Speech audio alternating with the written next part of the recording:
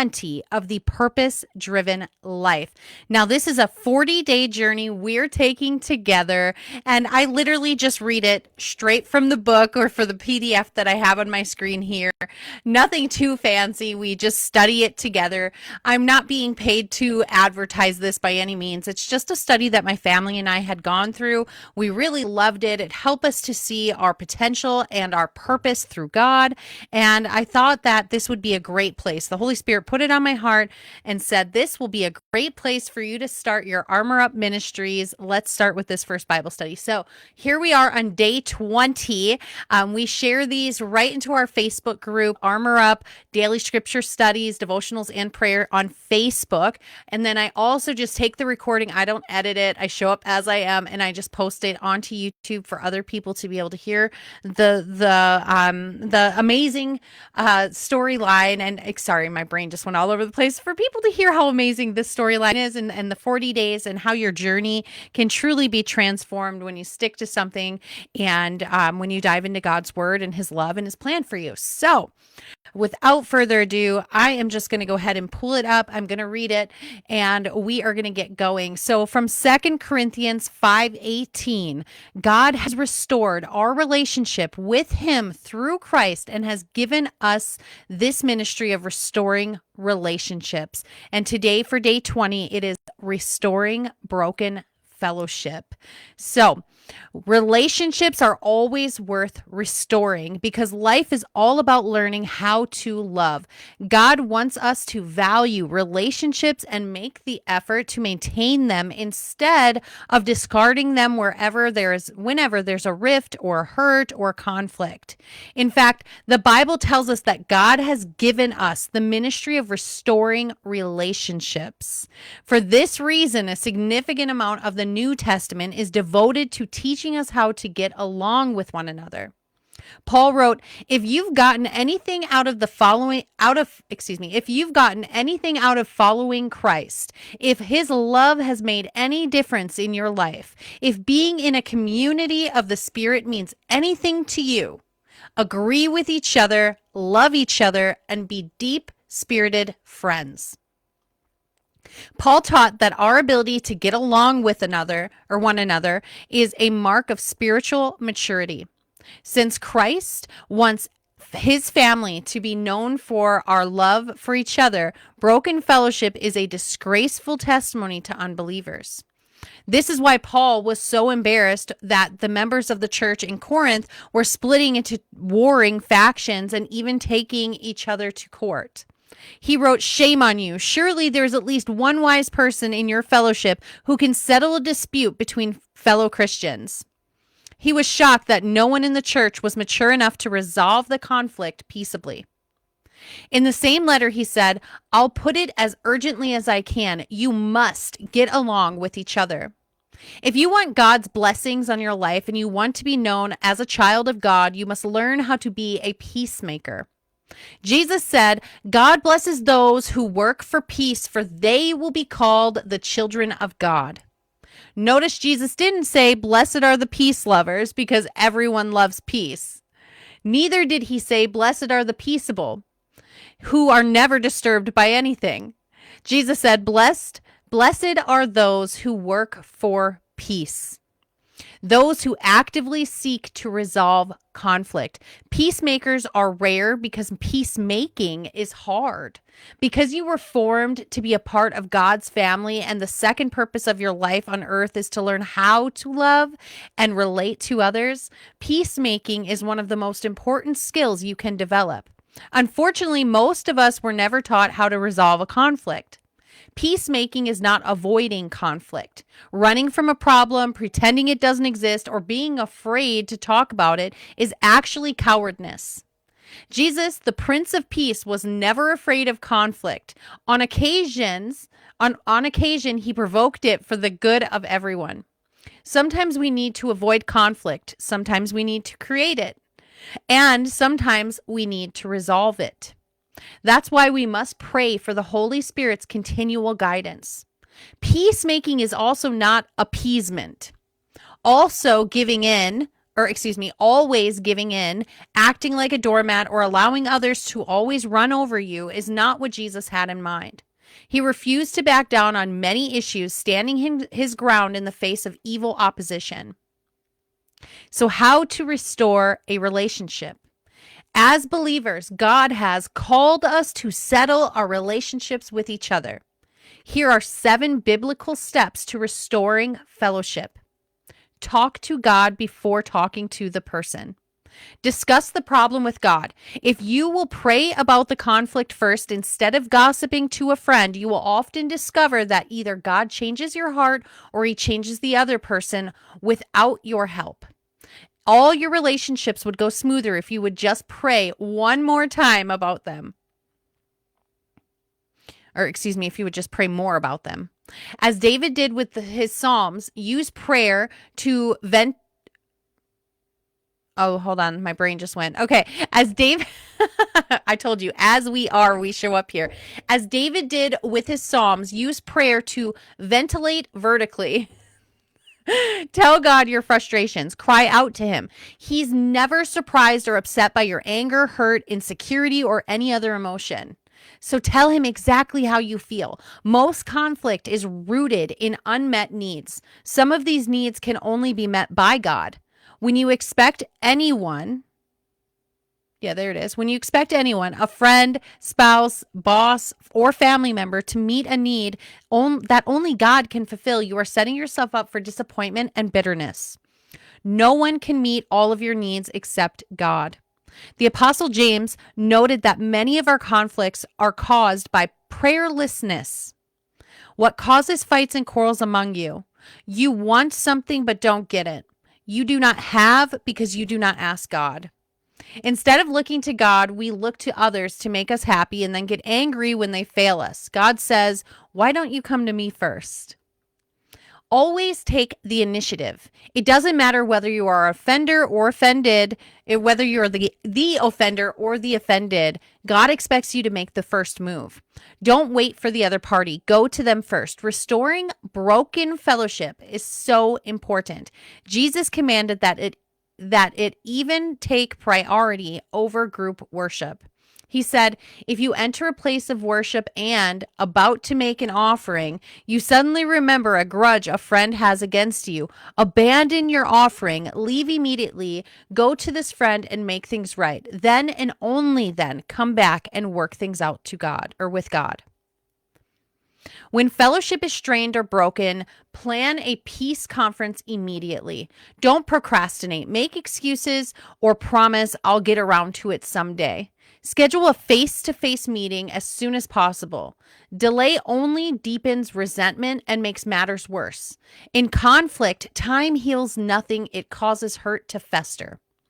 Acting quickly also reduces the spiritual damage to you.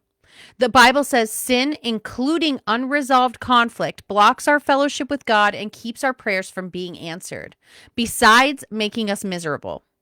Job's friends reminded him to worry yourself to death with resentment would be foolishness. It would be a foolish, senseless thing to do. And you are only hurting yourself with your anger. The success of a peace conference often depends on choosing the right time and place to meet. Don't meet when either of you are tired or rushed or will be interrupted. The best time is when you are both at your best. Sympathize with their feelings. Use your ears more than your mouth. Before attempting to solve any disagreement, you must first listen to the person's feelings. Paul advised, look out for one another's interest, not just for your own. The phrase look out for is the Greek word skopos, from which we form our word telescope and microscope. It means pay close attention. Focus on their feelings, not the facts. Begin with sympathy, not solutions. Don't try to talk people out of how they feel at first. Just listen to them and let them unload emotionally without being defensive. Nod that you understand even when you don't agree. Feelings are not always true or logical. In fact, resentment makes us act and think in foolish ways. David admitted, when my thoughts were bitter and my feelings were hurt, I was as stupid as an animal. We all act beastly when hurt. In contrast, the Bible says a man's wisdom gives him patience. It is to his glory to overlook an offense. Patience comes from wisdom, and wisdom comes from hearing the perspective of others. Listening says, I value your opinion, I care about our relationship, and you matter to me. The cliche is true. People don't care what we know until they care. People don't care what we know until they know we care. To restore fellowship, we must bear the burden of being considerate of the doubts and fears of others. Let's please the other fellow, not ourselves, and do what is for his good. It is a sacrifice to patiently absorb the anger of others, especially if it's unfounded. But remember, this is what Jesus did for you. He endured unfounded, malicious anger in order to save you. Christ did not indulge his own feelings, as Scripture says. The insults of those who insult you fall on me. Confess your part of the conflict. If you are serious about restoring a relationship, you should begin with admitting your own mistakes or sin. Jesus said it's the way to see things more clearly. First, get rid of the log from your own eye, then perhaps you will see enough to deal with the speck from your friend's eye. Since we all have blind spots, you may need to ask a third party for help to help you evaluate your own actions before meeting with the person with whom you have conflict. Also ask God to show how much of the problem is your fault. Ask, am I the problem? Am I being unrealistic, insensitive, or too sensitive? The Bible says if we claim that we are free from sin, we are only fooling ourselves. Confession is a powerful tool for reconciliation. Often, the way we handle a conflict creates a bigger hurt than the original problem itself. When you begin by humbly admitting your mistakes, it diffuses the other person's anger and disarms their attack because they were probably expecting you to be defensive. Don't make excuses or shift the blame. Just honestly own up to any part you have played in the conflict. Accept responsibility for your mistakes and ask for forgiveness. Attack the person, just kidding. Don't do that. Attack the problem, not the person.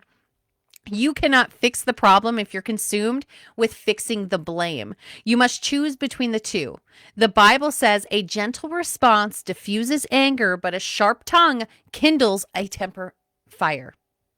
You will never get your point across by being cross, so choose your words wisely. A soft answer is always better than a sarcastic one. In resolving conflict, how you say it is as important as what you say. If you say it offensively, it will be received defensively. God tells us a wise, mature person is known for his understanding. The more pleasant his words, the more persuasive he is. Nagging never works. You are never persuasive when you're abrasive. During the Cold War, both sides agreed that some weapons were so destructive that they could never be used. Today, chemical and biological weapons are banned, and the stockpiles of nuclear weapons are being reduced and destroyed. For the sake of fellowship, you must destroy your arsenal of relational nuclear weapons, including condemning, belittling, comparing, labeling, insulting, condescending, and being sarcastic. Paul sums it up this way. Do not use harmful words, but only helpful words, the kind that build up and provide what is needed, so that when you say you will do good, when you say will do, so that what you say, oh my goodness, I'm going to start that over. Do not use harmful words, but only helpful words, the kind that build up and provide what is needed, so that what you say will do good to those who hear it. I'm glad I started that over because that was needed to hear that full thing all the way through. Cooperate as much as possible. Paul said, do everything possible on your part to live in peace with everybody. Peace always has a price tag. Sometimes it costs our pride. It often costs our self-centeredness. For the sake of fellowship, do your best to compromise, adjust to others, and show preference to what they need. A paraphrase of Jesus's seventh beatitude says, you're blessed when you can show people how to cooperate instead of compete or fight. That's when you discover who you really are and your place in God's family. Emphasize reconciliation, not resolution. It is unrealistic to expect everyone to agree about everything. Reconciliation focuses on the relationship, while resolution focuses on the problem. When we focus on reconciliation, the problem loses significance and often becomes irrelevant. We can reestablish a relationship even when we are unable to resolve our differences. Christians often have a legitimate, honest, pardon, today I'm full of distractions. Christians often have legitimate, honest disagreements and differing opinions, but we can disagree without being disagreeable. There it goes. The same diamond looks different from different angles. God expects unity, but not uniformity. And we can walk around arm in arm without seeing eye to eye on every issue. This doesn't mean you give up on finding a solution. You may need to continue discussing and even debating, but you do it in the spirit of harmony. Reconciliation means you bury the hatchet, not necessarily the issue. Who do you need to contact as a result of this chapter? With whom do you need to restore fellowship? Don't delay another second. Pause right now and talk to God about that person. Then pick up the phone and begin the process. These 7 steps are simple, but they are not easy. It takes a lot of effort to restore a relationship. That's why Peter urged, work hard at living in peace with others. But when you work for peace, you are doing what God would do. That's why God calls peacemakers his children.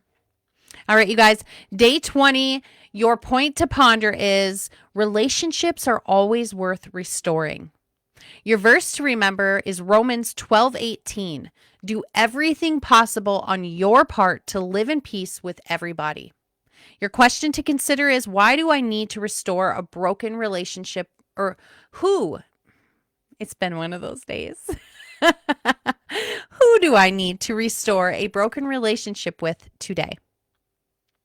I absolutely love reading these with you, and sometimes my tongue and my mouth get ahead of my brain, or my eyes are reading too fast, and I just appreciate your grace as I get through that. But today I want you just to really consider the question at hand is, who do you need to reconcile with to allow you a life of peace, and that's something that I had to learn along the way. I mean, on my journey, I've run into plenty of people that have hurt me, and plenty of people I never thought would hurt me, and all different things I've had to work through in my own heart, my mind, and my spirit, and all the things with God.